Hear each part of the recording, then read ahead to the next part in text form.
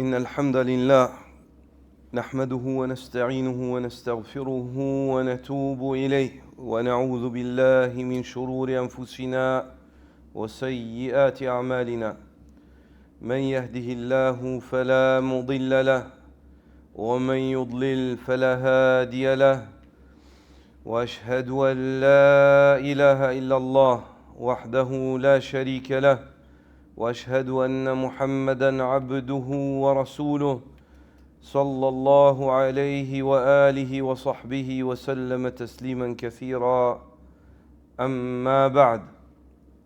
En cette nuit du 22 du mois de Rajab de l'année 1447 de la hijra du prophète Muhammad sallallahu alayhi wa sallam, qui correspond au 9 janvier 2026,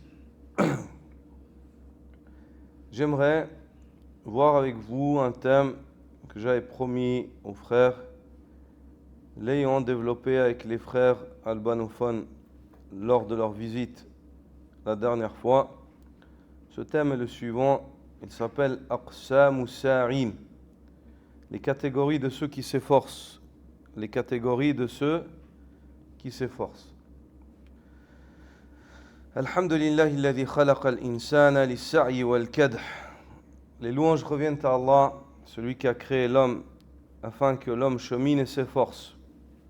Wa ja'ala hayatahu sabilan lil-ibtila'i wal-imtihan. Et celui qui fit de la vie de l'homme une vie au cours de laquelle l'homme se voit éprouvé et examiné.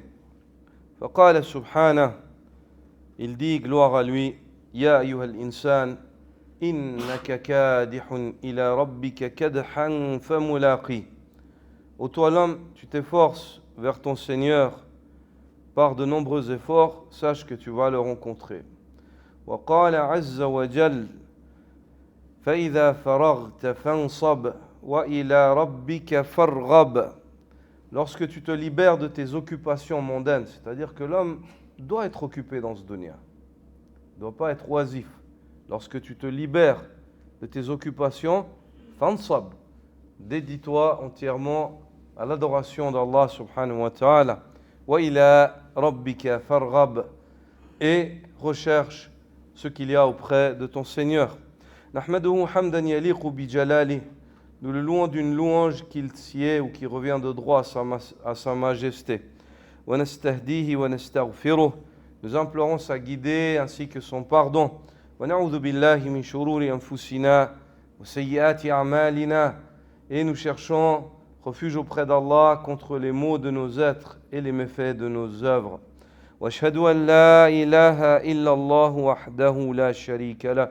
Et je témoigne qu'il n'y a de divinité en droit d'être adoré si ce n'est Allah, seul unique et sans associé. Ja'ala sa'i al-insan mizanan liqadrihi wa haqiqati. Celui qui fit de l'effort de l'homme une balance ou une mesure par laquelle l'homme est estimé en valeur et la réalité de celui-là paraît. C'est-à-dire, c'est avec les efforts qu'on reconnaît la valeur des hommes, et c'est par le biais des efforts des hommes que se révèle leur réalité. Wa ashhadu anna sayyidana Muhammadan abduhu wa rasuluh akmalul khalqi sa'ya. Et je témoigne que notre maître Muhammad sallallahu alayhi wa sallam est le serviteur d'Allah ainsi que son messager, celui qui était l'homme le plus complet dans son cheminement. Wa aqwamuhum hadiya, et qui était le plus droit dans la guidée sur laquelle il se trouvait. وَأَعْدَلُهُمْ جَمْعًا بَيْنَ حَقِّ الدُّنْيَا وَحَقِّ الْآخِرَةِ. Et c'était l'homme le plus équilibré dans le fait de joindre entre les nécessités et les droits du dunya et les droits de l'au-delà. Salawatu rabbina wa salamu alayhi wa ala alihi wa sahbihi ajma'in. Que la paix et la bénédiction et les prières d'Allah soient sur lui, ainsi que sa noble famille et tous ses compagnons. Amma ba'du ya ibadallah. Inna Allah ta'ala khalaqa al-insana lis-sa'i wal-amal. Puis ensuite, aux serviteurs d'Allah, sachez qu'Allah Azza wa Jalla a créé l'homme afin que l'homme chemine et qu'il œuvre. Wa ja'ala hayatahu maydana lil-ibtila. Il a fait la vie de l'homme un espace dans lequel l'homme dans lequel l'homme se verra éprouvé. فإن الحياة كدح وسعي. L'être humain sait pertinemment que toute sa vie n'est qu'effort et cheminement. ولا ينقطع طول ما دام الإنسان في هذه الدار. Et que l'épreuve, le cheminement et l'effort ne sauront s'arrêter pour autant que l'homme dans ce dunya se voit résider. وفي طريق السعي انقسم الناس بنور القرآن وهدي العدنان صلى الله عليه وسلم إلى أقسام أربعة متباينة. Et lorsque l'on revient à l'étude de ce thème qui est le cheminement des hommes, on comprend par la lumière du Coran et la guidée du prophète Mohammed sallallahu alayhi wa sallam que les gens se voient classés en 4 catégories dans leur cheminement. Man la yas'a, la première des catégories, c'est ceux qui ne font aucun effort, ils ne cheminent pas. Ceux qui sont oisifs, les voient rien dans le langage du peuple. Man la yas'a, la deuxième des catégories, man yas'a lid dunya. La deuxième catégorie, ceux qui cheminent dans le dunya, qui s'efforcent dans le dunya uniquement. La troisième catégorie, man yas'a lil akhirati muhmilan id dunya, celui qui s'efforce pour l'au-delà et néglige son dunya.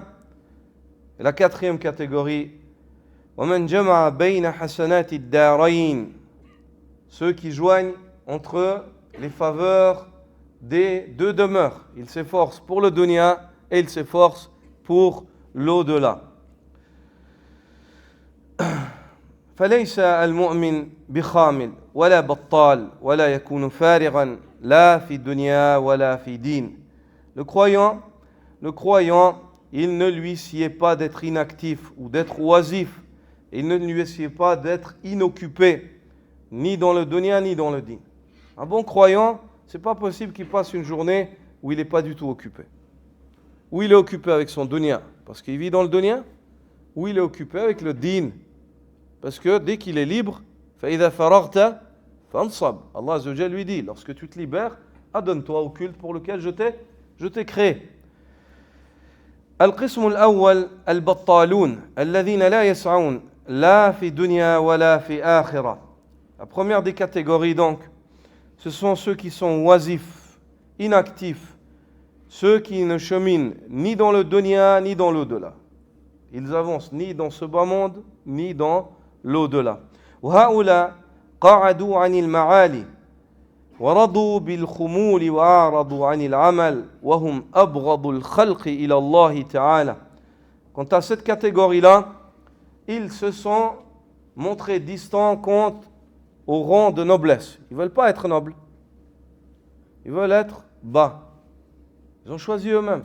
Ils ne sont ni handicapés, ni ils ont des problèmes. Ils ont tout ce qu'il faut, mais ils ne font rien. Pourquoi? Ils n'aiment rien faire. Ces personnes-là, eux-mêmes, ont levé la main contre au titre de noblesse. Ils ne veulent pas être nobles. Des créatures qui sont viles. Ils ne sont pas excusés de cette inactivité. Allah Azza wa Jalla ne leur donnera pas d'excuses yawm al-qiyamah. Devant Allah, ils n'auront pas d'excuses yawm al-qiyamah. Ils ont préféré l'inactivité. Ils se sont détournés de l'œuvre. Ceux-là sont les créatures qu'Allah déteste le plus. Ceux-là sont les créatures qu'Allah Azza wa Jalla déteste le plus. Allah subhanahu wa ta'ala, ayyuha al-ikhwa, déteste le paresseux. Allah, non seulement il déteste le paresseux, mais il déteste le signe de la paresse même. C'est-à-dire, le fait de bâiller, c'est détesté auprès d'Allah. Allah ne l'aime pas le bâillement. C'est pour ça que quand tu bailles, il faut repousser dans la sunna du prophète sallallahu alayhi wa sallam le bâillement. Il faut fermer ta bouche, t'efforcer de repousser cela. C'est venu dans la sunna. Pourquoi? Parce qu'Allah Azza wa Jalla déteste le paresseux et il déteste le signe de la paresse. Et le signe de la paresse, c'est quoi? C'est le bâillement. Même si c'est l'homme, c'est par faiblesse qu'il bâille, mais il doit lutter. Pourquoi? Parce qu'Allah déteste cela. Parce qu'Allah déteste cela. Adillatul Qur'ani ala amri Allahi bis-sa'i. Les arguments tirés du Coran qui prouvent le fait qu'Allah Azza wa Jalla nous a ordonné de faire des efforts. Allah subhanahu wa ta'ala dit وَجَعَلْنَا لَكُمْ فِيهَا مَعَائِشْ قَلِيلًا مَا تَشْكُرُونَ. Et nous avons établi sur terre pour vous des vivres, des moyens par lesquels vous préservez votre vie, vous vivez. قَلِيلًا مَا تَشْكُرُونَ. Mais très peu d'entre vous sont reconnaissants. Et la reconnaissance par rapport au fait qu'Allah nous a donné les moyens, elle est de deux manières. La première, par la ibada, le fait de remercier Allah Azza wa Jal pour les faveurs qu'il nous a accordées, par le culte pour lequel il nous a créés. Et la seconde, c'est le fait de prendre soin, d'œuvrer, de travailler. Allah t'a donné un terrain, il faut que tu le plantes. Il ne faut pas que tu le laisses comme ça. Allah Azza wa Jal t'a donné une demeure, il faut que tu prennes soin d'elle. Il ne faut pas que tu sois paresseux. Car sinon, tu es ingrat, tu n'es pas reconnaissant. Tu es ingrat, tu n'es pas reconnaissant. Allah t'a donné la santé, il faut que tu travailles, mon frère. Il faut que tu fasses quelque chose. Il ne faut pas que tu sois paresseux. Ça veut dire, si tu ne travailles pas et tu as la santé, tu es ingrat. Tu n'es pas reconnaissant envers Allah subhanahu wa ta'ala. فجعل للعباد أبواب المعيشة. Allah Azza wa Jalla a établi pour ses serviteurs les portes par lesquelles ils trouvent leur vivre. فمن تركها فقد أعرض عن نعمة الله. Celui qui délaisse ces portes-là ne fera pas la porte par laquelle il recherche la subsistance. Il se détourne de la faveur d'Allah Azza wa Jalla et fait partie du nombre des ingrats. قال الله تعالى وجعلنا النهار معاشا أي وقتا للطلب والسعي والحراك. Allah Azza wa Jalla dit, et nous avons fait de la journée un moment où la vie s'étend, ma'asha, où l'homme bouge. Ça veut dire quoi? C'est un moment où l'homme cherche sa subsistance, il travaille, il commerce, il étudie, il vit. Durant la journée, il faut que tu fasses quelque chose, que tu sois utile. Il ne faut pas que tu sois oisif, où une journée elle passe où tu n'as rien fait. Tu n'as pas planté un clou, comme on dit, ni dans le dunya, ni dans l'au-delà. C'est grave. Et souvent, ces personnes qui sont oisives, on trouve qu'ils ont déplacé les prises, les connexions. Ils sont connectés la nuit et la journée, ils sont déconnectés. Alors qu'Allah Azza wa Jal dit وَجَعَلْنَا النَّهَارَ مَعَاشًا. C'est de la journée que nous avons fait un moment de vie où la vie s'étend. وَاللَّيْلِ لِبَاسٌ. Et la nuit, elle est là pour couvrir, elle est là pour se reposer. Donc si toi, la nuit, tu vis, c'est pas possible. Allah t'a pas donné la capacité de vivre jour et nuit. Il n'y a que Allah Azza wa Jal qui est le Hayyul Qayyum, la ta'khudhuhu sinatun wa la nawm, qui est le vivant qui subsiste par lui-même, qui n'est ni pris de somnolence ni de sommeil. Il n'a pas besoin de dormir, Allah Azza wa Jal. Mais le prophète sallallahu alayhi wa sallam, qui était l'homme le plus fort des hommes et le plus complet, il dit amma ana fa aqumu wa anam. Quant à moi, je prie la nuit et je dors aussi, car on a besoin de dormir. Si toi tu vis la nuit, de plus, certaines personnes qui vivent la nuit, vivent dans le haram, soit avec le téléphone, ou les vidéos, ou la télé, ou les choses, ou les soirées, comment est-ce que cette personne-là, la journée, elle peut profiter de la vie et vivre la vie comme Allah lui demande? C'est pas possible. Parce que, en fait, il est totalement déréglé. Donc il doit se régler. La nuit, il doit dormir, se reposer, prier un moment avant le fajr s'il peut. Et la journée, le but, c'est qu'il vive, qu'il cherche la subsistance d'Allah subhanahu wa ta'ala, afin qu'il ne soit pas du nombre de ceux qui sont oisifs la journée, inactifs, qui ne cherchent pas les faveurs d'Allah et sont ingrats envers Allah azza wa jal pour les faveurs qu'Allah leur a accordées. وكان عمر رضي الله تعالى عنه من أشد الناس دعوة للعمل. Omar ibn al-Khattab, qu'Allah l'agrée, faisait partie de ceux qui insistaient fortement et poussaient les gens à travailler. وحبا للعاملين, et il aimait beaucoup ceux qui travaillent. Omar, lorsqu'il savait qu'une personne elle travaille, dans ses yeux il était aimé. Il le respectait. وكراهية وبغضا للكسالى الخاملين, et il détestait, Omar, il détestait les paresseux et ceux qui sont inactifs.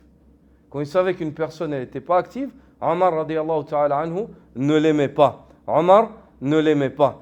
وهو الذي ينسب إليه القول المشهور لا يقعد أحدكم عن طلب الرزق ويقول اللهم ارزقني فقد علمتم أن السماء لا تمطر ذهبا ولا فضة.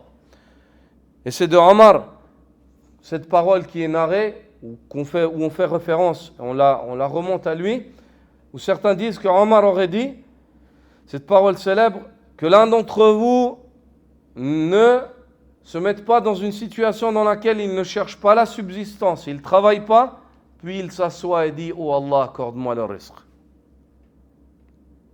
que l'un d'entre vous, prenez garde, ne soyez pas de ceux qui ne font rien, ils ne travaillent pas, et ils disent, oh Allah, accorde-moi la subsistance, oh Allah, change ma situation. Puis il fait quoi? Il dort. La nuit, il reste, la journée, il dort. C'est quoi ça? Subhanallah. Et où ta masculinité? Aina rujulatuk ya rajul? Subhanallah. Les salafs, ils n'étaient pas comme ça. Le prophète sallam, il n'était pas comme ça. Abdullah ibn Mas'ud, ils sont allés toquer à sa porte pour le questionner, les tabi'in, le matin, après le fajr. Et puis, la servante a dit, viens te questionner, les étudiants. Il a dit, faites-les entrer. Et ils leur ont dit, vous pouvez entrer. Puis eux, ils se sont regardés, ils ont dit, attends un peu.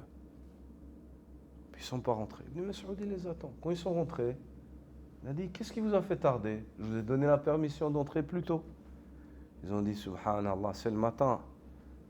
On te remercie de nous avoir laissé rentrer, mais on voulait donner le temps à ta famille de débarrasser les lits et peut-être qu'ils se sont mis à se reposer après le fajr. Il a dit, subhanallah.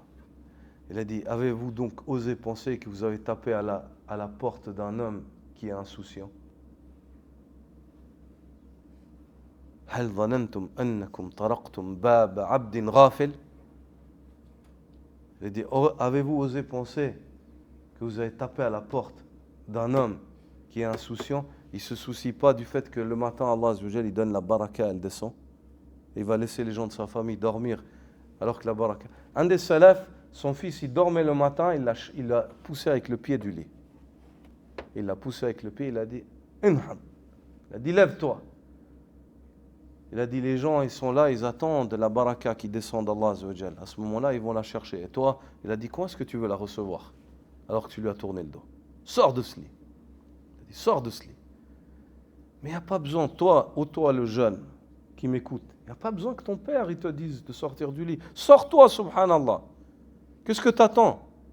Il n'y a pas besoin. Quelle honte, le fait d'attendre que ton père il te force à sortir du lit. Tu es un esclave. Tu n'es pas un homme noble. Si tu es noble, tu as compris, tu n'as pas besoin qu'on te dise. Tu fais tout seul.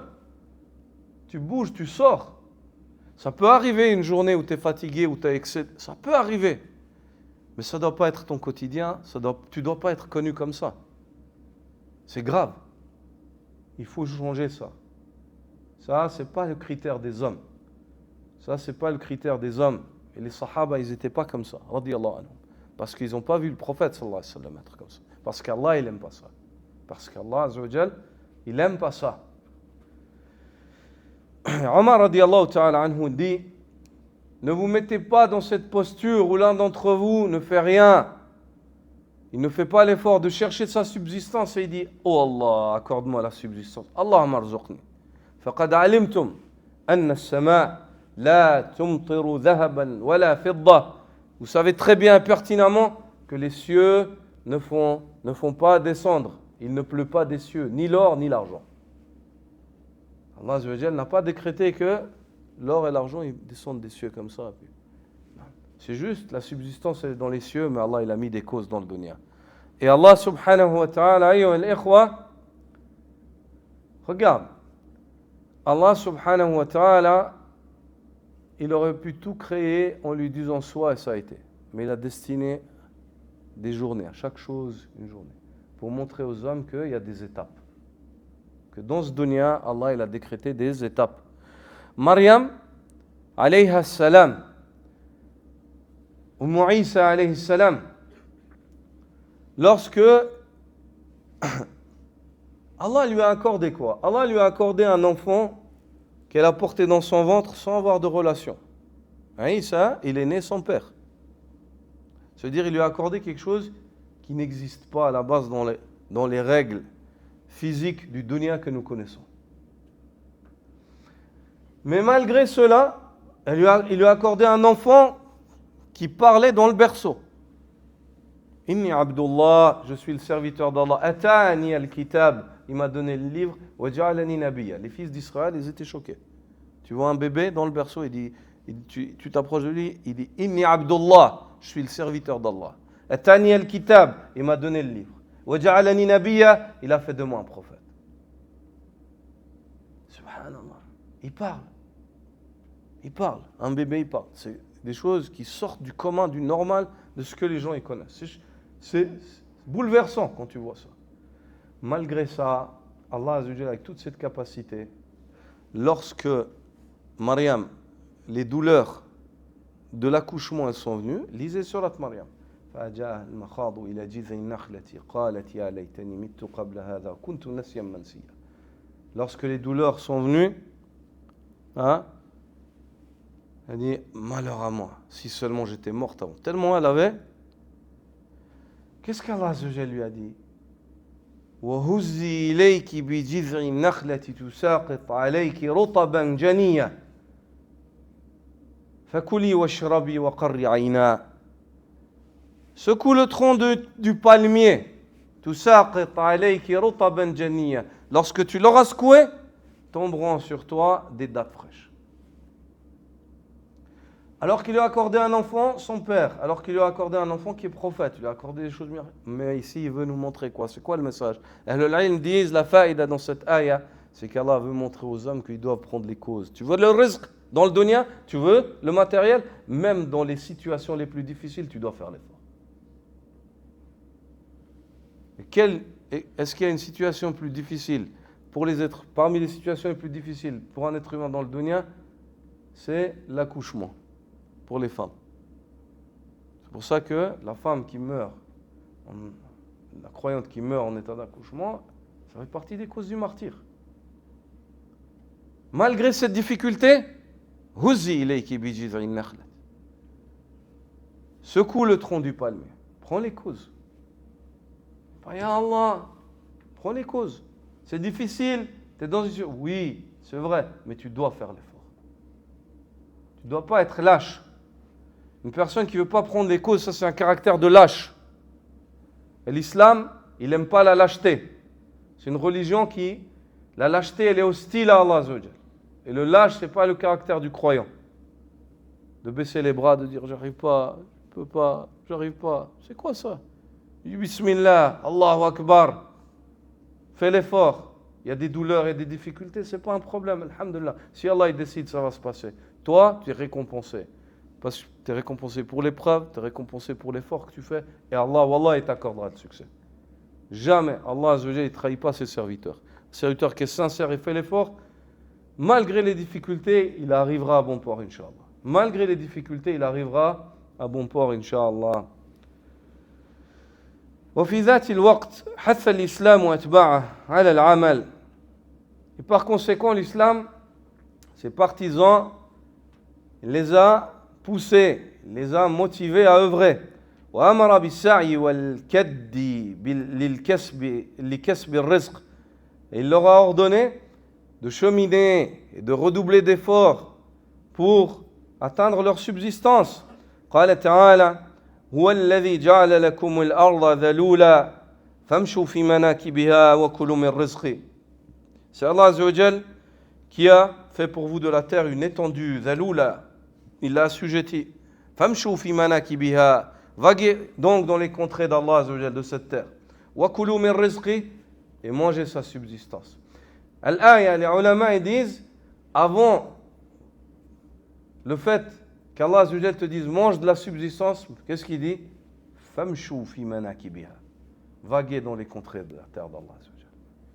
Vaguez dans les contrées d'Allah, vous voyez les signes d'Allah, mais vaguez dans les contrées d'Allah à la recherche de la subsistance que vous allez manger.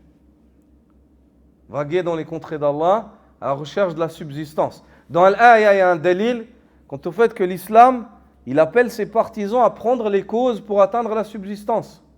Comme on a vu ce récit d'Omar ibn al-Khattab, les cieux ne pleuvent ni de l'argent et ni de l'or. وقال تعالى فإذا قضيت الصلاة فانتشروا في الأرض وابتغوا من فضل الله. Et Allah Azza wa Jal dit dans Surat al-Jumu'ah, lorsque la prière se termine, répandez-vous sur la terre à la recherche des faveurs d'Allah Azza wa Jal. أمر رباني باعث على الاجتهاد. C'est un ordre divin qui nous pousse à faire les efforts à la recherche de la subsistance. نافٍ للتكاسل والقعود بعد الصلاة. Et cet ordre-là nous enseigne qu'Allah Azza wa Jal n'attend pas de nous qu'on soit paresseux et qu'après la salat, on se dise on reste à la mosquée, moi je ne veux pas travailler, je ne veux rien faire. Subhanallah. Et beaucoup de gens qui restent dans les mosquées, en règle générale, après les salats, très peu d'entre eux sont ceux qui réellement profitent de leur assise à la mosquée. Souvent, ils restent à la mosquée, c'est des discussions, c'est des blagues. Très peu, ils restent dans le dhikr et dans la ibadah d'Allah Azza wa Jal. Donc, si c'est vraiment ça que tu peux te permettre, tu as assez travaillé la semaine et que tu laisses le vendredi après-midi pour faire des doigts afin d'attraper l'heure dans laquelle Allah Azza wa Jal accepte les invocations, où tu te mets seul dans un coin de la mosquée, tu fais ta salat et tu retournes là-bas jusqu'au Maghreb et tu fais des doigts, Allahumma barik, alhamdulillah.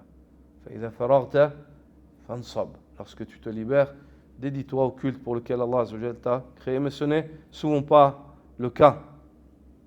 وقال جل وعلا ليس عليكم جناح أن تبتغوا فضلا من ربكم. Allah Azza wa Jal dit, et il n'y a pas de mal que vous vaguiez à la recherche des faveurs de votre Seigneur. وهو تصريح بإباحة الاكتساب وطلب الرزق. Et ce verset-là est, il y a en ce verset-là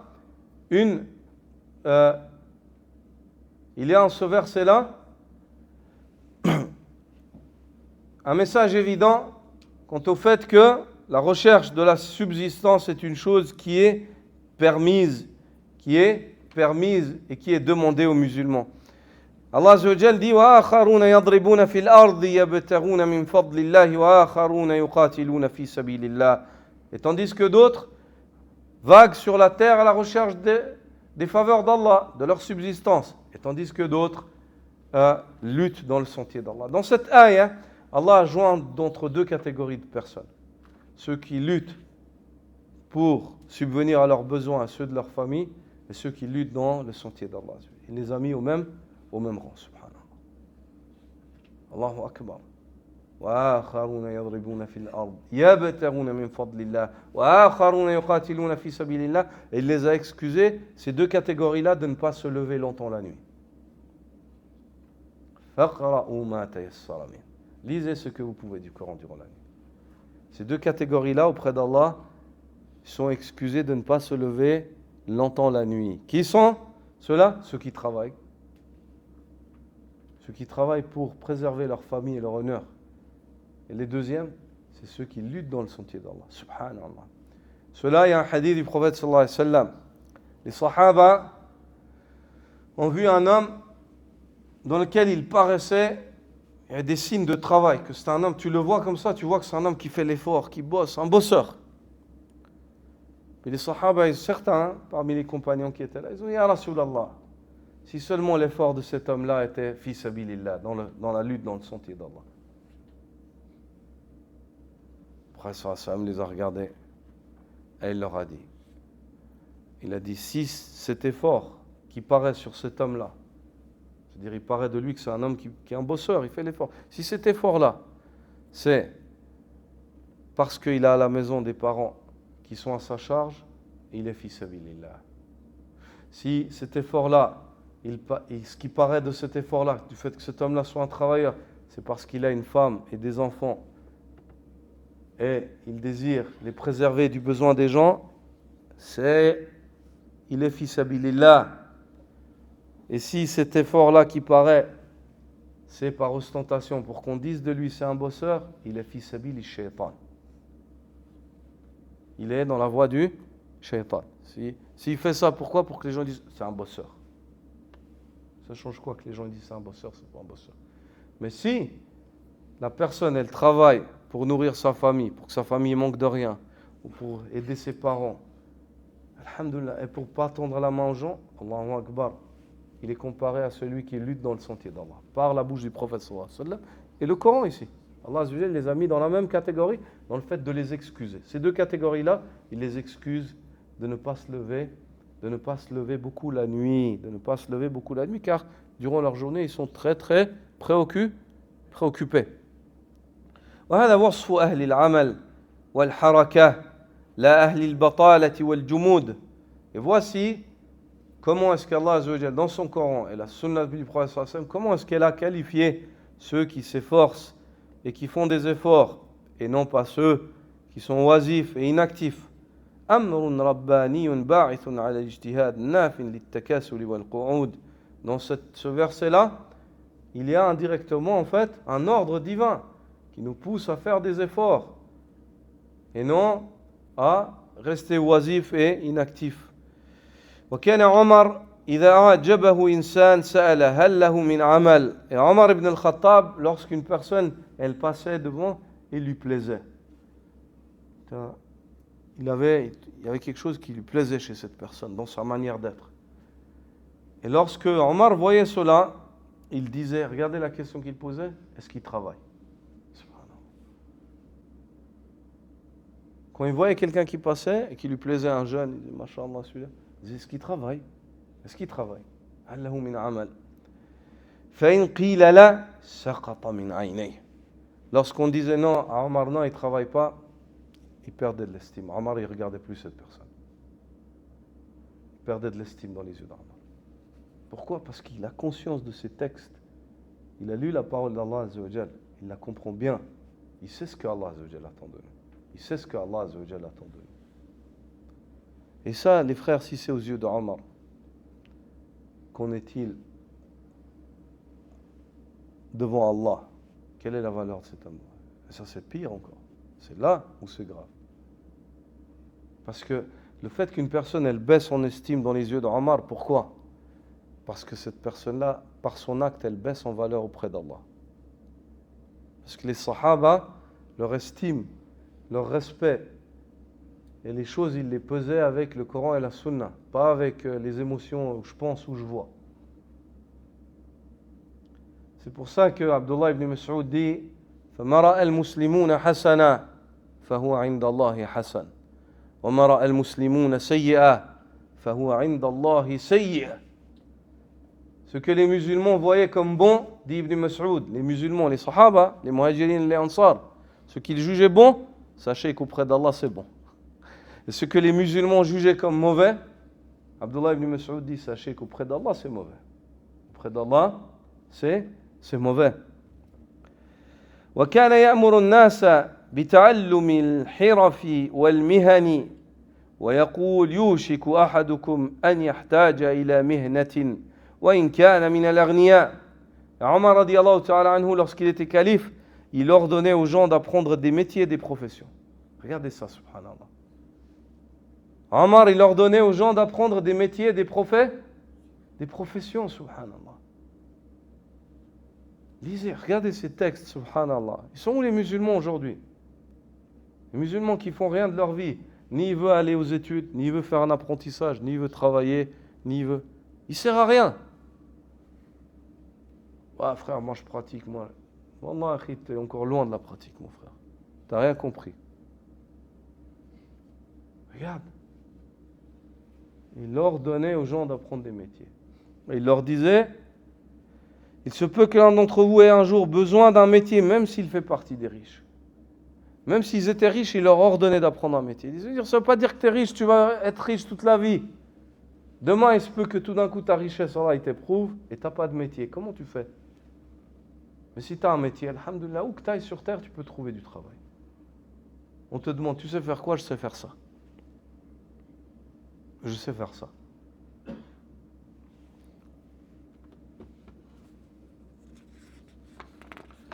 ومن جميل كلامه رضي الله تعالى عنه إن الله خلق هذه الأيادي لتعمل فإن لم تجد في الطاعة عملا وجدت في المعصية أعمالا.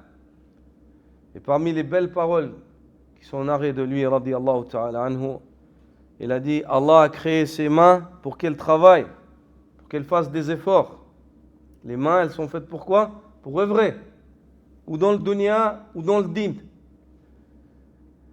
Elle dit, et sachez que si les mains de l'homme ne trouvent pas dans l'obéissance, dans des choses dans lesquelles il obéit à Allah, une œuvre, allez, elles ne sont pas occupées à obéir à Allah, elles trouveront dans la désobéissance plein d'œuvres. Plein d'œuvres. Elles vont s'occuper dans le mal. ولقد قال لقمان الحكيم لابنه يا بني استغني من الكسب الحلال عن الفقر فإنه ما افتقر أحد قط إلا ابتلي برقة في ديني وضعف في عقلي وذهاب في مروءتي. Luqman, le sage, dit à son fils: Ô mon fils, préserve-toi de la pauvreté grâce au gain licite. Préserve-toi d'être pauvre en gagnant licitement ta vie. Préserve-toi de la pauvreté grâce au gain licite. Car jamais un homme ne tombe dans la pauvreté sans être éprouvé par une faiblesse dans sa religion. Car lorsque l'homme il ne gagne pas sa vie, il a besoin des autres. Hein? Il tombe dans la main. Et à ce moment, il s'affaiblit dans sa religion. Une faiblesse dans sa raison et une atteinte dans sa dignité. C'est 3 châtiments. Une personne qui ne cherche pas à gagner sa vie, et dû à sa négligence, dû à sa paresse, dû à son oisiveté, dû à son inactivité, dû au fait qu'il ne veut pas faire l'effort, et il se trouve toujours des excuses. Comme dit le dicton arabe, il dit As-sadiq yataharra al-asbab wal-kadhib yaltamisu al-a'dhar. L'homme véridique cherche des solutions, et le menteur se cherche des excuses. L'homme véridique cherche des solutions. Quant au menteur, il se cherche des excuses. Oui, mais ça c'est à cause de ça. Oui, mais c'est jamais à cause de lui. Bouge-toi. Réveille-toi. Secoue-toi. La plupart des choses qui nous arrivent, c'est à cause de nous. فَبِمَا كَسَبَتْ أَيْدِيكُمْ وَيَعْفُوا عَنْ كَثِيرٍ. C'est dû à ce que vos mains ont commis et Allah vous a beaucoup pardonné. Et Allah vous a beaucoup pardonné. Donc ici Luqman al-Hakim explique à son fils et lui dit: sache mon fils, préserve-toi de la pauvreté grâce au gain licite, c'est-à-dire travaille, gagne licitement ton argent et tu ne seras pas pauvre, tu auras tes besoins. Car jamais un homme ne tombe dans la pauvreté. Si un homme il tombe dans la pauvreté ici, ce que veut dire Luqman, si un homme vient à tomber dans la pauvreté à cause de sa négligence, pas à cause de l'épreuve, car il y a des muhajirines qui étaient pauvres, il y a des ansar qui étaient pauvres. Mais si un homme il devient pauvre à cause de sa négligence, parce qu'il a été négligent, parce qu'il n'a pas voulu faire l'effort, alors qu'il n'avait aucune excuse. Si un homme il devient pauvre à cause de cela, il dit jamais un homme ne tombe dans la pauvreté sans être éprouvé par 3 choses. Une faiblesse dans sa religion, 1. Une faiblesse dans sa raison, 2. Et une atteinte à sa dignité. Il est atteint dans sa dignité. وعن الزبير عن النبي صلى الله عليه وسلم قال لأن يأخذ أحدكم حبله فيأتي الجبل فيجيء بحزمة الحطب على ظهره فيبيعها فيكف الله بها وجهه خير له من أن يسأل الناس أعطوه أو منعوه. Az-Zubayr, rapport du prophète sallallahu alayhi wa sallam, comme l'extrait de l'imam al-Bukhari dans son Sahih, le messager d'Allah sallallahu alayhi wa sallam a dit: il est bien meilleur pour l'un d'entre vous de prendre sa corde et d'aller à la montagne, d'en rapporter une botte de bois sur son dos, de la vendre et de préserver sa dignité, que de demander aux gens qu'ils lui donnent ou qu'ils le privent.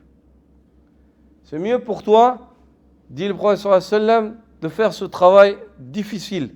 Et le fait de prendre ta corde, d'aller dans la montagne, de prendre du bois, ramasser le bois, de descendre et de le vendre. De vendre du bois aux gens, c'est mieux pour toi que de tendre la main et de demander aux gens que les gens te donnent facilement ou pas.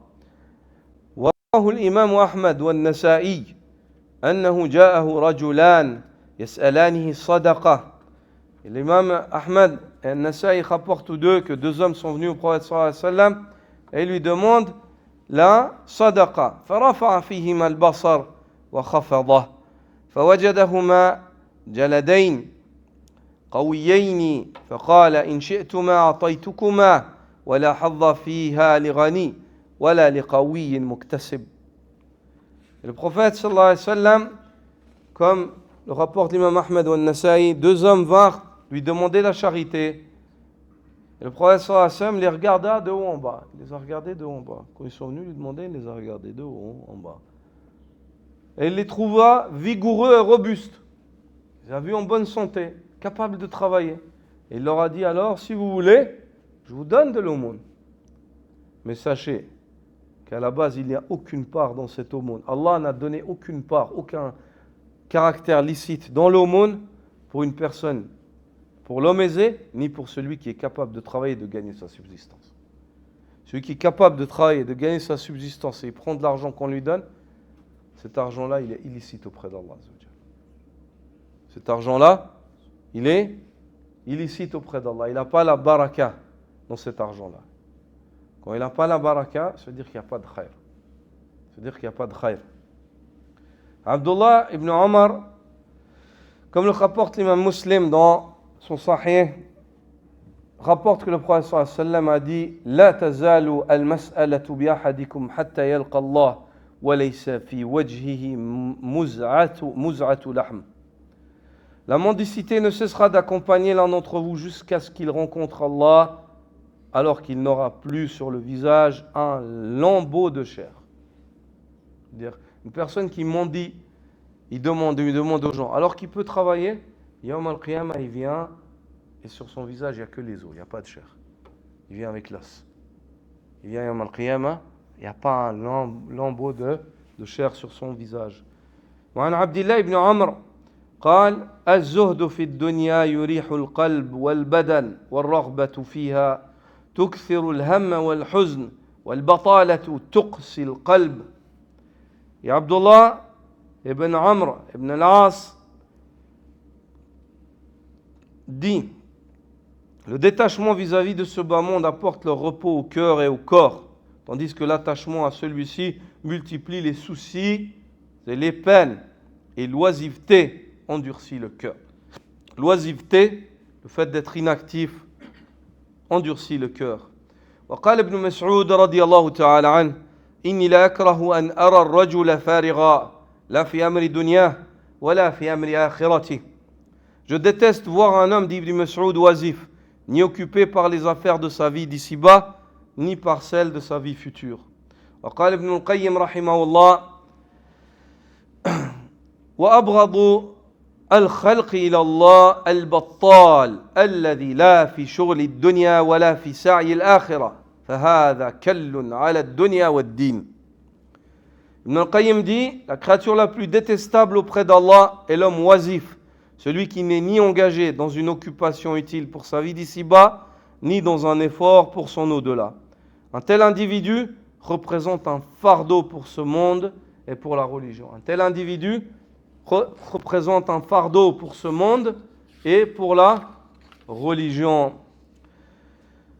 Et le poète dit كان رسول الله في شبابه لا يدع الرزق وطرق بابه أي رسول أو نبي قبله لم يطلب الرزق أي رسول أو نبي قبله لم يطلب الرزق ويبغي سبله موسى الكليم استؤجر استئجارا وكان عيسى في الصبا نجارا ومن أحسن الأمثال فيما أحسب الخير لا يعطى ولكن يكسب الرزق لا يحرمه عبد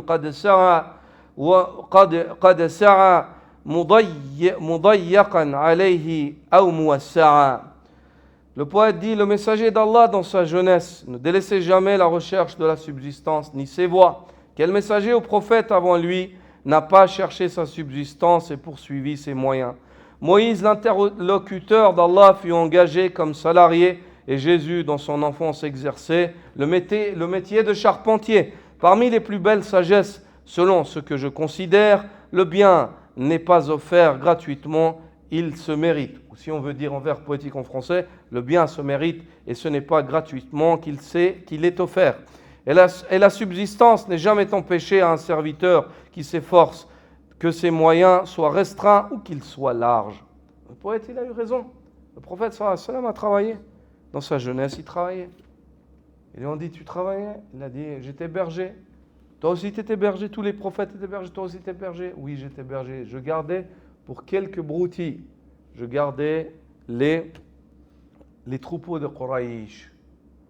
Je gardais les troupeaux de Quraïsh pour quelques broutilles.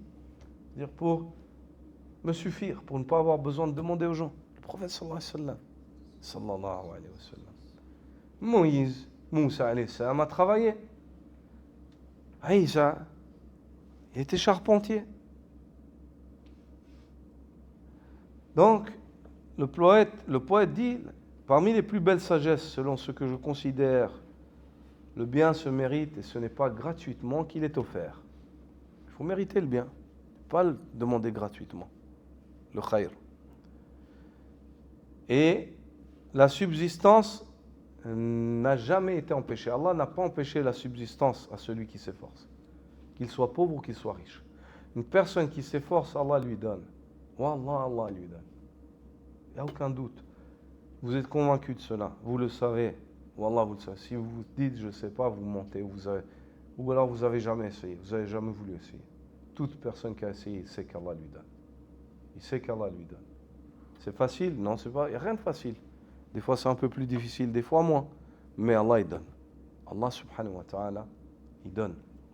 وقد جاء في حديث أبي حميد الساعدي قال رسول الله صلى الله عليه وسلم أجملوا في طلب الدنيا رواه ابن ماجه وقال العلماء قوله صلى الله عليه وسلم أجملوا في الطلب أجمل في الطلب إذا اعتدل ولم يفرط. Il est rapporté du messager d'Allah sallallahu alayhi wa sallam qu'il est dit, faites preuve de modération dans la recherche de ce bas monde. Les savants ont dit, la parole du prophète sallallahu alayhi wa sallam, faites preuve de modération dans la recherche de la subsistance. Ça veut dire quoi? Ça veut dire soyez équilibrés, soyez équilibrés, ne tombez pas dans l'excès. Et l'excès, il est de deux catégories. L'une catégorie, c'est d'excéder dans la demande, d'être trop attaché. Et l'autre catégorie, c'est de négliger ta part ici-bas. De ne pas faire l'effort, de ne pas vouloir faire l'effort à la recherche de la subsistance. Aujourd'hui, on arrête ici. La semaine prochaine, on étudiera les autres catégories. Subhanaka wa bihamdika ashhadu an la ilaha illa ant astaghfiruka wa atubu ilayk.